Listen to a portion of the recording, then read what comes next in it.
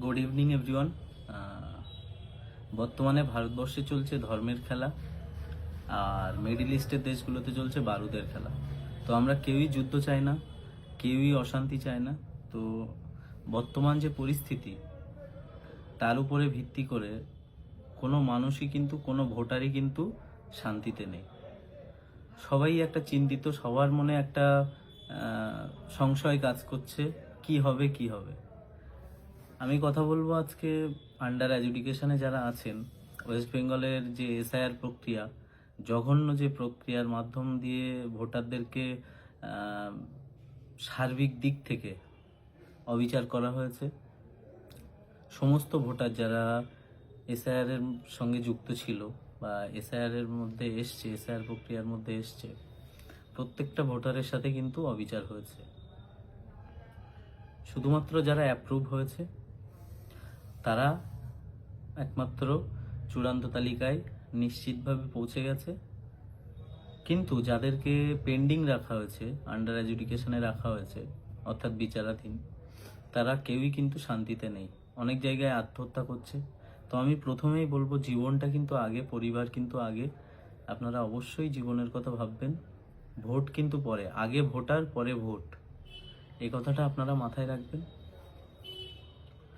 আমি কিছু কথা আপনাদের কাছে তুলে ধরব, যেগুলো আমি এসআইআর এর তে বিভিন্ন আধিকারিকের সঙ্গে থেকে যে জিনিসগুলো উপলব্ধি করেছি বা যে তথ্যগুলো কালেক্ট করেছি, সেগুলো পুরোটাই আজকে আপনাদের সাথে আলোচনা করব। প্রথমত, এসআইআর প্রক্রিয়ায় নির্দিষ্ট কিছু সম্প্রদায়, দুটো সম্প্রদায়, হিন্দু এবং মুসলিম, সংখ্যালঘু সম্প্রদায় এবং হিন্দু সম্প্রদায়, হিন্দু সম্প্রদায়ের মানুষদেরকে এবং মতুয়া সম্প্রদায়ের বেশিরভাগ মানুষদেরকে কিন্তু অবৈধভাবে ভোটার তালিকা থেকে ডিলিট করা হয়েছে। আর সংখ্যালঘু সম্প্রদায়ের মানুষদেরকে কিন্তু বিচারাধীনে রাখা হয়েছে। তো এই ব্যাপারটা নিয়ে আমি আলোচনা করছি। 21 তারিখ, গত 21 তারিখ, 21শে ফেব্রুয়ারি, এই ইয়ারোদের পোর্টাল কিন্তু বন্ধ হয়ে গেছে। এই ইয়ারোদের পোর্টাল বন্ধ হয়ে গেছে। তো তার আগেই কিন্তু সুপ্রিম কোর্ট রায় দিয়েছিল যে সেখানে রোল অবজারভার বা মাইক্রো অবজারভার, যারা কেন্দ্রের আধিকারিক ছিল, কেন্দ্র থেকে যাদেরকে নিযুক্ত করা হয়েছিল এসআইআর প্রক্রিয়ায়, তো তাদের ভূমিকা কি থাকবে? তাদের ভূমিকা থাকবে সহযোগিতা করা বা হেল্প করা। কিন্তু প্রত্যেকে দোষ দিচ্ছে কিন্তু এই ইয়ারোদের। অথচ আমরা যারা বিএলওরা এই ইয়ারোদের সান্নিধ্যে ছিলাম বা একসাথে কাজ করেছি, তো আমরা জানি যে প্রত্যেকটা এই ইয়ারো কিন্তু তাদের 99% কাজ কিন্তু কমপ্লিট করেছিল। তারপরেও 21 তারিখ সন্ধেবেলা থেকে রোল অবজারভার, মাইক্রো অবজারভারদের দায়িত্ব সুপ্রিম কোর্ট দিয়েছিল কিন্তু হেল্প করা, সাহায্য করা, সহযোগিতা করা। কিন্তু তারা কি করেছে? প্রত্যেকটা ভোটারকে, এলডি যাদের লজিক্যাল ডিসক্রিপেন্সির জন্য যাদেরকে হিয়ারিংয়ে ডাকা হয়েছিল, বা সেলফ যারা নিজের নাম আছে, প্রত্যেকটা ভোটারের নাম কিন্তু আস্তে আস্তে রোল ব্যাক করা ছিল, অর্থাৎ ফেরত পাঠাচ্ছিল। তারপরেও কিন্তু এই ইয়ারোরা সমস্ত ফর্মগুলোকে এগ্রি ডিসএগ্রি করে কিন্তু আবার ব্যাক করেছিল। তো এই সংখ্যাটা 21 তারিখ রাত্রেবেলা কিন্তু ছিল 15 লাখের কাছে। কিন্তু তারপর দিনই 22 তারিখ সকালবেলা সেই সংখ্যাটা দাঁড়ালো 60 লাখের উপরে। তো এই জিনিসগুলো নিয়ে কেউ আলোচনা করে না, এই জিনিসগুলো নিয়ে কেউ কথা বলে না, যেটা কিন্তু সুপ্রিম কোর্টের অর্ডারকে অমান্য করা হয়েছে। রোল অবজারভাররা অমান্য করেছে। তাদের কাজ ছিল সহযোগিতা করা, কিন্তু তারা কিন্তু বস হিসেবে কাজ করেছে। তারা ইচ্ছা মতো ফর্মগুলো, ডকুমেন্টগুলোকে না চেক করে, না ভেরিফাই করে কিন্তু ব্যাক করে দিয়েছে। তো এই জিনিসগুলো নিয়ে কথা বলা অবশ্যই উচিত। প্রত্যেকটা ভোটারের সাথে অন্যায় হয়েছে। তো আমি প্রত্যেকটা ভোটারের কাছে আশা রাখবো, অনুরোধ করব, আপনারা গণতান্ত্রিক উপায়ে এর জবাব দেবেন। আগে ভোটার পরে ভোট। তো আপনারা এর জবাব গণতান্ত্রিক উপায়েই দেবেন। সামনে ইলেকশন। এছাড়াও লজিক্যাল ডিসক্রিপেন্সিতে ভোটারদেরকে লাইনে দাঁড় করানো হয়েছে 6 জনের উপরে সন্তান, কন্যা বা পুত্র, যাদেরকে লিঙ্কেজ দেখিয়েছে প্রজনী হিসেবে তারা নাকি 6 ভাই বোন বা 6 ভাই বোনের অধিক। তো ব্যাপারটা এখানে এরকম, তারা কিন্তু আদেও 3 ভাই কি 2 ভাই, 2 ভাই বোন, 3 ভাই বোন, 4 ভাই বোন, যাই হোক 6 ভাই বোন কিন্তু খুবই কম। 10 ভাগের 1 ভাগও কিন্তু এরকম ছিল না যারা 6 ভাই বোন। তবুও তাদেরকে লাইনে দাঁড় করানো হয়েছে এবং তাদেরকে এই বিচারাধীনে রাখা হয়েছে এবং এখন বর্তমানে তাদের ক্ষেত্রে 12টা ডকুমেন্ট দেখা হচ্ছে। তো আমি যারা বিচারক আছেন, যারা ডকুমেন্ট ভেরিফাই করছেন, যাদেরকে সুপ্রিম কোর্ট থেকে যে অ্যাডিশনাল জাজ যারা আছেন, যারা ডকুমেন্ট চেক করছেন, তাদের কাছে রিকোয়েস্ট করব যে লজিক্যাল ডিসক্রিপেন্সির ক্ষেত্রে 12টা ডকুমেন্ট না দেখার।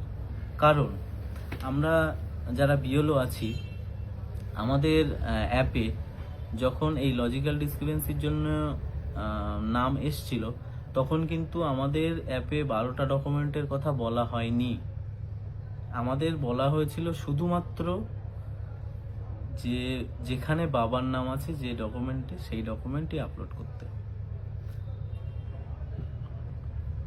তো বর্তমানে কিন্তু এই 12টা ডকুমেন্ট দেখা হচ্ছে এই লজিক্যাল ডিসক্রিপেন্সির ক্ষেত্রে, যেটা কিন্তু সম্পূর্ণ ভুল।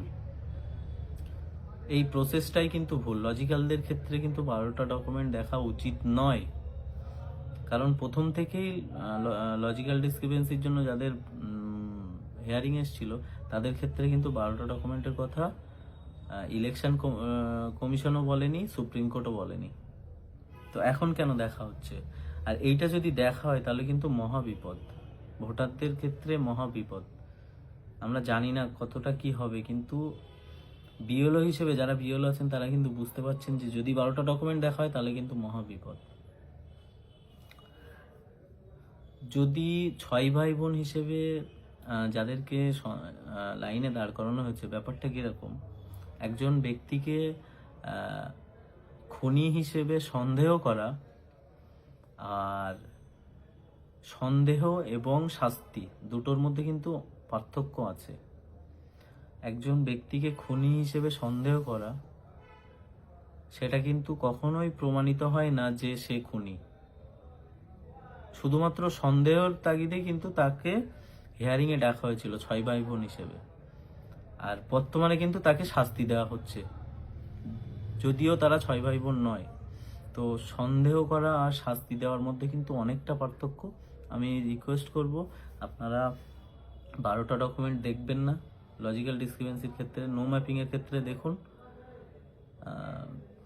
আরেকটা কথা বলবো, আপনারা যারা যারা ভোটার আছেন, আন্ডার এডুকেশনে আছেন, তারা যা যা ডকুমেন্ট দিয়েছিলেন প্রত্যেকটা ডকুমেন্ট কিন্তু বিএলওরা যথাযথভাবে সাবমিট করেছিল, যথাযথভাবে এইআরওদের কাছে দিয়েছিল। এইআরওরাও কিন্তু সমস্ত ডকুমেন্ট বিচারকদের কাছে দিয়ে দিয়েছেন। তো যারা আন্ডার এডুকেশনে আছেন তাদের চিন্তার কোনো কারণ নেই। আপনাদের ডকুমেন্ট সঠিকভাবে ভেরিফাই করা হবে এবং পরবর্তীতে কিন্তু আপনারা ভোটার তালিকায় আপনাদের নাম অবশ্যই থাকবে। যারা লজিক্যাল ডিসক্রিপেন্সির জন্য 2002-এ নাম থাকা সত্ত্বেও যাদের হিয়ারিং এসছে, তারা বেশি চিন্তিত, কারণ তাদেরকে নির্বাচন কমিশন বলেছিল যাদের নাম আছে তাদের চিন্তা নেই। তবুও কিন্তু তাদেরকে লাইনে দাঁড় করানো হয়েছে। জানি না কোনো ব্যক্তির খুশি করতে নির্বাচন কমিশন যে এই কাজগুলো করছে। তো আশা করব বা অনুরোধ করব ভোটারদের যে আপনারা গণতান্ত্রিক উপায়ে এই অবৈধভাবে এসআইআর প্রক্রিয়ায় যে সমস্ত বৈধ ভোটারদের উপরে অবিচার করে তাদের নাম বাদ দেওয়া হয়েছে বা আন্ডার এডুকেশনে রাখা হয়েছে, এর জবাব কিন্তু আপনারা গণতান্ত্রিক উপায়েই দেবেন, গণতান্ত্রিক পদ্ধতিতেই দেবেন। ধন্যবাদ।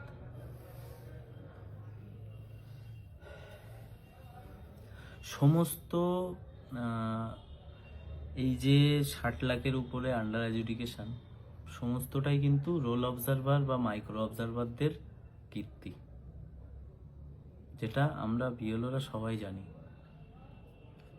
কিন্তু এদের কিন্তু সুপ্রিম কোর্ট বলে দিয়েছিল যে শুধুমাত্র সহযোগিতা করতে পারবে। জানি না পরবর্তীতে কি হবে, পরবর্তীতে ভোটারদের যে সমস্ত ভোটারের ডিলিট হয়েছে তাদের নিয়ে একটা কথা, আপনারা ডিইওর কাছে অ্যাপিল করবেন না। প্রচুর পরিমাণে লাইন পড়ছে, প্রচুর পরিমাণে মানুষ হয়রানির শিকার হচ্ছে। তো আপনারা সরাসরি নতুনভাবে ভোটার হওয়ার জন্য অ্যাপিল করুন বা আবেদন করুন অনলাইনে। এটাই কিন্তু সব থেকে বুদ্ধিমানের কাজ হবে। ধন্যবাদ।